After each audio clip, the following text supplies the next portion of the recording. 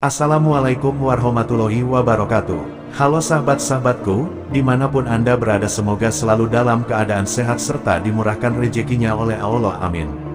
Selamat datang di channel kami Simbar Mayuro.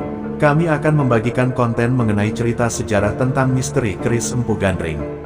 Yaitu keris penyebar maut yang tersohor di Nusantara. Kisah ini yang kami sajikan semoga menambah wawasan untuk kita semua.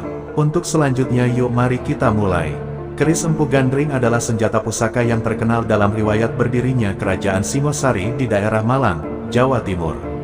Keris ini terkenal karena kutukannya yang memakan korban dari kalangan para elit Singosari termasuk pendiri dan pemakainya, yaitu Ken Arok sendiri.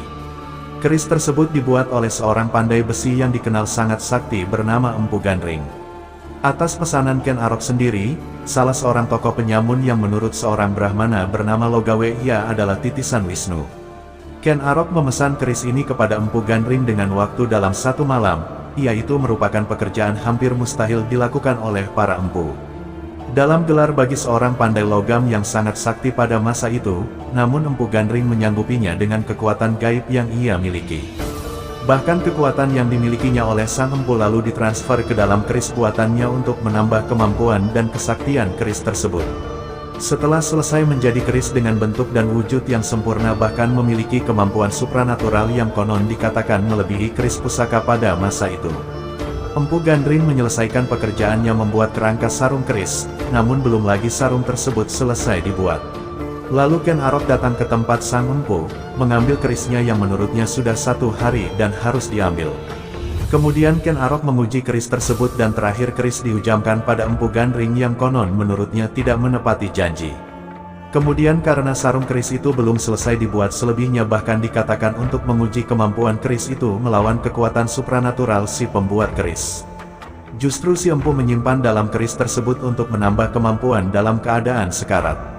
Empu Gandring mengeluarkan sumpah dan kutukannya bahwa keris tersebut akan meminta korban nyawa 7 turunan dari Ken Arok. Dalam masa perjalanan Ken Arok memimpin kerajaan Singosari, keris ini terlibat dalam perselisihan dan pembunuhan elit kerajaan Singosari. Yakni Tunggul Ametung, kepala daerah Tumapel Cikal Bakal Singosari yang saat itu adalah bawahan dari kerajaan Kediri yang saat itu diperintah oleh Kertajaya yang bergelar Dandang Gendis. Dandang Gendis raja terakhir kerajaan Kediri, Tumapel sendiri adalah pecahan dari sebuah kerajaan besar yang dulunya adalah kerajaan Jenggala yang dihancurkan Kediri. Di mana kedua-duanya awalnya adalah satu wilayah yang dipimpin oleh Airlangga. Ken Arok membunuh Tunggul Ametung untuk mendapatkan istrinya yang cantik, yaitu Ken Dedes. Ken Arok sendiri saat itu adalah pegawai kepercayaan dari Tunggul Ametung yang sangat dipercaya. Latar belakang pembunuhan ini adalah karena Ken Arok mendengar dari Brahmana Logawe bahwa barang siapa yang memperistri Ken Dedes akan menjadi raja dunia. Sebelum Ken Arok membunuh Tunggul Ametung, keris ini dipinjamkan kepada rekan kerjanya, yang bernama Kebo Ijo yang tertarik dengan keris itu dan selalu dibawa-bawanya kemanapun ia pergi untuk menarik perhatian umum. Bagi Ken Arok sendiri, peminjaman keris itu adalah sebagai siasat agar nanti yang dituduh oleh kerajaan Kediri Tumapel adalah Kebo Ijo. Dalam kasus pembunuhan yang dirancang oleh Ken Arok, siasatnya berhasil dan hampir seluruh kerajaan Tumapel termasuk beberapa pejabat